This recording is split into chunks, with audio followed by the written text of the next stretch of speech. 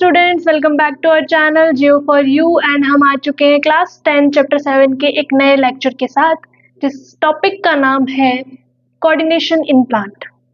हमने coordination in animals खत्म कर दिया था लास्ट वीडियो में।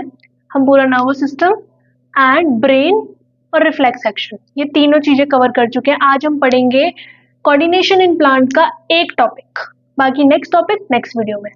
तो what do you mean by coordination in plant? हमने देखा कि एनिमल्स में तो नॉर्मली नर्वस सिस्टम होता है, मसल्स होती हैं कोऑर्डिनेशन करने के लिए, कंट्रोल करने के लिए, कोऑर्डिनेशन करने के लिए एक नर्वस सिस्टम, एक प्रॉपर सिस्टम बना हुआ है ना। हमने देखा था ना कि मसल होती है जिसपे एक्ट होता है through our brain, spinal cord, है ना। लेकिन प्लांट्स में क्या ऐसा कोई सिस्टम है? नहीं, ना तो प्लांट में नर्वस सिस्टम होता है और ना ही उसके पास कोई मसल होती है। तो फिर प्लांट कोऑर्डिनेशन कैसे करता है? कैसे करता है वो कंट्रोल और कोऑर्डिनेशन? तो चलो एग्जांपल से समझते हैं। सबसे पहले तो हम ये समझेंगे कि हमने नोटिस किया है कि एक एग्जांपल देती हूँ, बहुत ही इंपॉर्टेंट एग्जांपल है। जो टच मी नॉट फ्लावर बोल रही हूँ, सॉरी, प्लांट होता है, देखा होगा। जिसने नहीं भी देखा तो अभी पता चल जाएगा क्या होता है। टच मी नॉट फ्लावर, ओहो sorry, touch me not plant में क्या होता है ना कि आप उसको अगर हल्का सा भी टच करते हो तो उसकी सारी लीव्स जो जाती हैं वो छोटी हो जाती है, सुकड़ जाती है ना। तो वो कैसे होती है? वो एक टाइप की मूवमेंट है। तो अगर हम देखें तो हमारी बॉडी में कंट्रोल एंड कोऑर्डिनेशन, हमारी बॉडी में कंट्रोल एंड कोऑर्डिनेशन का बेसिक मतलब ये है कि how we control our movements, कि हमें कहाँ चलना है, क्या करना है, कैसे करना है, कौन सा हाथ हिलाना है, कब हमें ये काम करना है, कब हमें वो काम करना है, मतलब it's all about your movement. तो बस हमें प्लांट में भी क्या देखनी है? मूवमेंट देखनी है। तो प्लांट में दो तरह की मूवमेंट होती है, एक मूवमेंट जो ग्रोथ से रिलेटेड होगी और एक मूवमेंट जो ग्रोथ से रिलेटेड नहीं होगी। तो जो मैं आपको एग्जांपल दे रही हूँ, क्या लगता है वो ग्रोथ रिलेटेड मूवमेंट है? नहीं, नहीं है ग्रोथ रिलेटेड मूवमेंट। आप खुद ही देखो कि आपने उसको टच किया और वो ऐसे सुकड़ गया। Touch me not flower plant को टच किया और वो सुकड़ गया, तो उसमें क्या हुआ? उसमें कोई ग्रोथ नहीं हुई, या कोई ग्रोथ की वजह से मूवमेंट नहीं हुई। वो मूवमेंट कैसे हुई? हमने टच किया इसलिए वो ऐसा हो गया, और वो उसका अंदर का मैकेनिज्म है उस प्लांट का, तो वो मूव हो गया, है ना। अब ऐसे ही अगर मैं बोलूं कि मैंने एक सीड बोया है मिट्टी में, अब क्या होता है जब वो जर्मिनेट करता है सीड, तो क्या होता है? रूट्स जो होती है नीचे की तरफ सॉइल की तरफ मूव करती है, स्टेम जो होती है वो आउटवर्ड बाहर की तरफ मूव करती है। तो ये भी मूवमेंट हो रही है, पर ये किस वजह से हो रही है? ग्रोथ हो रही है ना प्लांट में, इस वजह से क्या हो रहा है? मूवमेंट हो रही है। तो ये वाली मूवमेंट क्या हुई? Growth related. आया समझ में? तो वही हमने सबसे पहले देखा है कि animals have nervous system but plant have neither nervous system nor muscles. So how do they response to stimuli? कैसे रिस्पॉन्स करते हैं? Plant show two different type of movement, दो तरह की मूवमेंट शो करते हैं प्लांट, एक डिपेंडेंट ऑन ग्रोथ, एक independent on growth. Growth dependent वाली होती है directional movement of seeding is cause by growth. पता है ना, सीड की जो डायरेक्शनल मूवमेंट होती है, डायरेक्शनल मतलब वही स्टेम का मूव होना, रूट्स का मूव होना, that is. Independent of growth है, जैसे कि कोई सेंसिटिव प्लांट की लीफ है, वो जल्दी से मूव करती है ड्यू टू टच, हमारे टच के रिस्पॉन्स में मूव कर जाती है। ठीक है, तो हमने दो मूवमेंट बता दी, एक एक करके हम इन दोनों मूवमेंट को पढ़ेंगे कि कैसे होती है।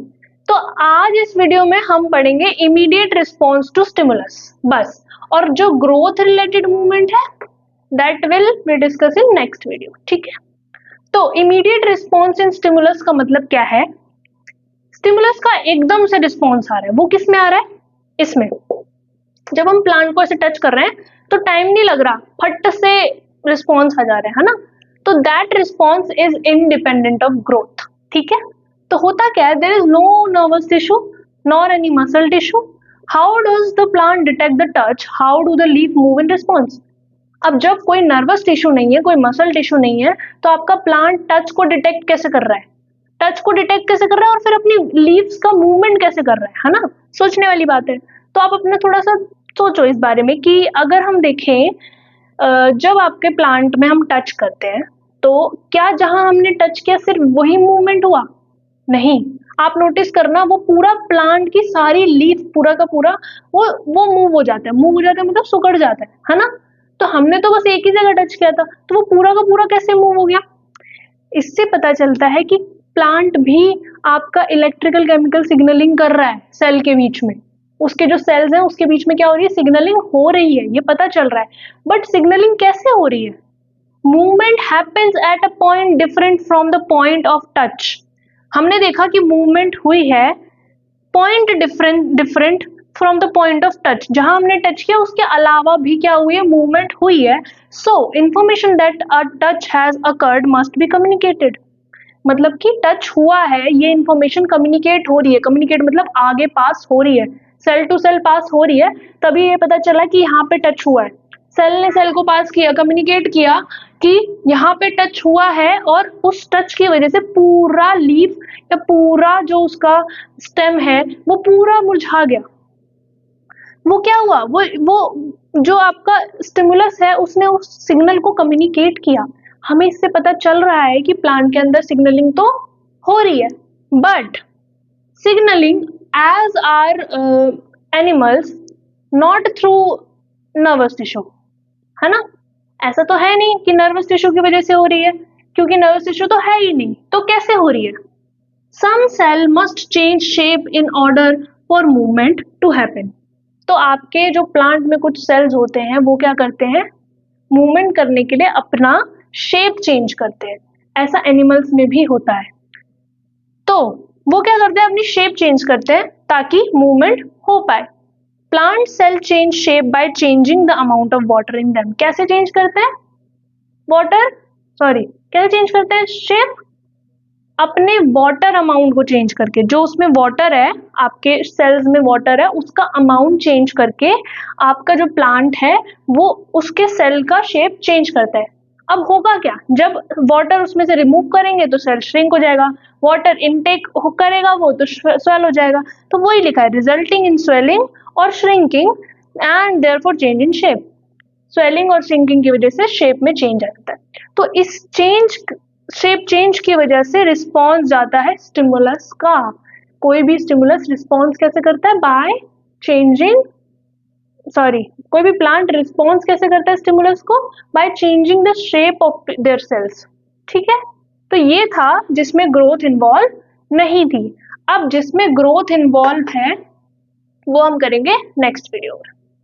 इस वीडियो में इतना ही, और नेक्स्ट वीडियो में अगर कोई डायग्राम होंगे तो वो मैं आपको नेक्स्ट वीडियो में दिखा दूंगी। ठीक है, तब तक के लिए मिलते हैं नेक्स्ट वीडियो में। आप चैनल को सब्सक्राइब कर लो अगर नहीं किया अभी तक, वीडियो को लाइक शेयर कमेंट करो, and wait for the next part. Thank you so much.